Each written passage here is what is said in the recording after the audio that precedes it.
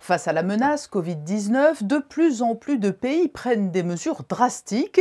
C'est le cas notamment de la Grande-Bretagne qui a décidé de mettre en place une quatorzaine pour les personnes étrangères entrant dans le pays. Pour faire le point sur la situation outre-Manche, l'ambassadeur de Monaco en Grande-Bretagne est avec nous.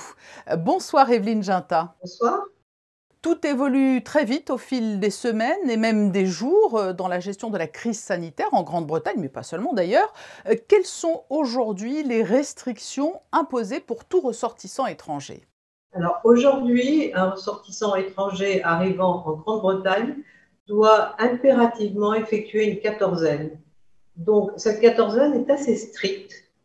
Ils doivent être dans le même lieu, ne pas sortir et si possible ne même pas sortir pour faire leurs courses, ce qui pose un problème évident pour les jeunes étudiants qui doivent venir et commencer à une date précise et qui devraient donc venir 15 jours plus tôt afin de pouvoir commencer leurs études à la date voulue. Y a-t-il d'autres modalités puisque la quatorzaine s'impose quel que soit le résultat du test? Alors, ils ne prennent pas en compte le test. Vous n'avez pas besoin d'avoir un test, mais vous pouvez l'avoir, mais ça ne changera rien. La quatorzaine s'impose. L'idée étant que le test devrait presque être fait tous les jours et 2 fois par jour. Donc, en réalité, si vous rentrez en Grande-Bretagne, la quatorzaine s'impose. Maintenant, il se peut que les choses évoluent aussi parce que ça crée de grandes complications pour les entreprises britanniques dont les employés sont partis en vacances, qui du coup n'arrivent pas à leur poste, qui se retrouvent obligés de prendre ces 15 jours soit dans leurs vacances, soit de ne pas être payés. Donc tout ça peut changer et nous essayons d'informer déjà sur notre site de l'ambassade journellement des évolutions. Alors justement, quels conseils donneriez-vous aux étudiants ou aux personnes de Monaco qui souhaitent se rendre en Grande-Bretagne? Moi, je leur conseille de nous appeler. On est là pour ça. Parce que c'est vraiment du cas par cas. Si par exemple, on a un étudiant qui est en première année à l'université, il va être sur le campus de cette université en principe. Donc, à ce moment-là, on va se rapprocher de l'université pour voir si ce campus est ouvert 15 jours en amont, parce qu'ils ne seront pas les seuls étudiants étrangers qui vont venir, et qu'ils puissent résider sur le campus. S'ils sont en deuxième année, en troisième année, en master, en année de césure, tout ce que vous voulez, ces jeunes, en admettant qu'ils aient déjà trouvé un logement, doivent prendre ce logement 15 jours plus tôt. Et il faut s'assurer que ce logement sera libre. Donc, c'est vraiment du cas par cas. Donc, moi, je leur dirais d'aller d'abord sur notre site et puis de nous appeler et on essaye de régler les problèmes. Vous avez reçu d'ores et déjà beaucoup de requêtes? Oui, on a déjà reçu beaucoup de requêtes de parents qui s'inquiètent.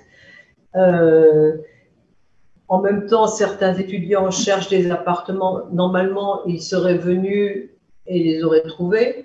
Là, ils ont tendance à le faire sur Internet. Donc, il nous est même arrivé, c'est pas ce qu'on fait d'habitude, mais il nous est même arrivé d'aller visiter pour eux l'appartement pour s'assurer que ce soit au moins en état de salubre et correct. C'est une période spéciale, donc il faut que chacun fasse de son mieux pour aider les autres. Voilà. Plus généralement, comment le pays et la capitale, Londres, font-ils face à cette menace insidieuse que l'on a bien du mal à cerner? C'est très difficile, ça devient de plus en plus régional. Certaines régions d'Angleterre sont plus touchées et sont à la limite du lockdown. Londres est encore très calme pour l'instant. Il y a peu de monde dans les rues, les magasins sont très calmes et on attend de voir à la rentrée si les gens vont retourner au travail. Beaucoup de gens sont encore en télétravail, je dirais. À titre plus personnel, vous êtes ambassadeur en poste en Grande-Bretagne, mais également ambassadeur de Monaco au Kazakhstan, non résidente. La circulation des personnes a été extrêmement compliquée au cours des derniers mois. Comment avez-vous vécu la situation et avez-vous poursuivi sereinement ces missions? Ça a été un petit peu un cauchemar parce qu'en plus, alors au début de la pandémie, on va se remettre en mars, disons février-mars, quand les jeunes monégasques, c'était souvent des jeunes d'ailleurs, mais étaient dans des endroits aussi éloignés que l'Australie, la Nouvelle-Zélande, très souvent ils passaient par Londres parce que l'aéroport de Heathrow est toujours resté ouvert. Donc on est devenu un petit peu agence de voyage, si vous voulez. On a commencé à prendre les vols qui s'arrêtaient par Londres, les aéroports qui fermaient. Ça a été assez difficile.